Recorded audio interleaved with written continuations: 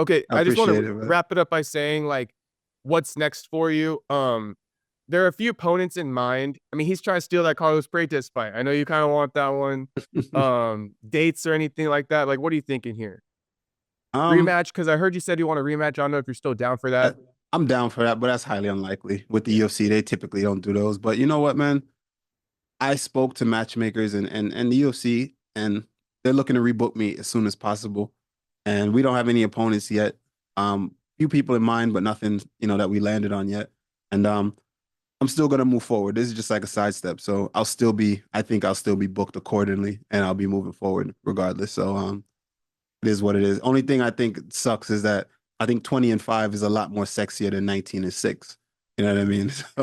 So, but and it stings a little bit that I lost to, fans can say whatever they think and again, I said it before and I'm gonna stand on it. And they said I was salty when I said it, but they think he's whatever he is, but I don't think he is that good. I think he's a tremendous athlete and he's here. He's a fighter. He's a great fighter. He made it to the UFC. He's a UFC fighter. He's a UFC caliber fighter. But there's still within the UFC, there's levels. I think that I am that level. I don't think he's on the level that he thinks he is. Mhm. So Well, he's got to prove himself, right? He's got to continue to fight the top competition and then continue to show up, right? And keep yep, winning. yep. And I felt them in there, and I've stood in there with some of the best people in the world.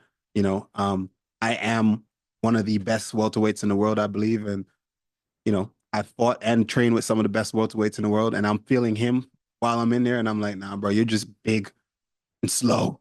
you I was also know? gonna say, I think the commentary might have had a play in it. I don't know, but they were talking up the knees a lot. Yeah. Like, and when I was just listening, it was giving a different vibe. Like maybe the judges heard that, but just something. I think maybe that had something to do with it. But you also mentioned the 20-6 sounded better than 19-6. But I was actually looking at Buckley's record, and he was like 15-6 before he dropped down to welterweight. Now he's 21-6, and that still Yeah. looks pretty good. Yeah. So That's true. yeah, That's you could still true. go on a little streak right there. He was looking 15-6 for a while, but now he's gone on a winning streak. It's looking good. Yeah, for sure, for sure. We're coming, bro. We still working. We still grinding.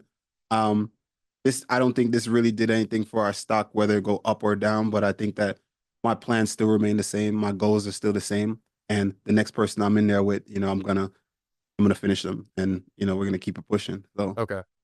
Got you. ready. Last thing I have for you then, because like you said, you're coming still, no Diddy. And and like, but you're also, you gotta kind of you don't have all the time in the world. I think that's a fair thing to say, right? Yes, yes. So with Buckley, something out of a page out of his book I've noticed is like, he called for these opportunities. He's looked out for certain fights that he wants to like fill in for and stuff Mhm. like that. And if you have any, you could share with me. But one off the top of my head is I was thinking maybe you versus MVP. He's fighting what's his name, Shara. But are Mhm. there any fights that you might want to like be down to fill in for? Like any opportunities you might want to manifest? Like I know you were talking about Chiesa and stuff like that. I kind of think he's like a decent opponent because he's a name and he's like good to put on your highlight reel. But any thoughts on that as far as manifesting something? I'm trying to move forward, man. I mean, a Kiesa fight is nice, but at the end of the day, he's unranked. Like you said, I don't have time. I don't have time to waste. I don't have time for bullshit, controversial decisions either. I need to move forward, and I need to fight in the rankings. I need to hurry up and make this run and get this and chase these bigger fights. So, anyone in the rankings, man, I don't give a damn who it is. Anyone in the rankings, I think will be fine. I think Morales, Morales is good. Honestly, I like I Morales. like that fight. I really like Vicente. I think Vicente a rematch with Vicente is good. I think Jeff. MVP is not in the division anymore. Kevin Holland, even though he's unranked, I think that's a great name. These are the kind of fights that I'm looking for now. You know what I mean? Yeah, Kies is great too, but I need something that's gonna just move me forward. You know, that's what I'm looking for right now, and put on exciting fights.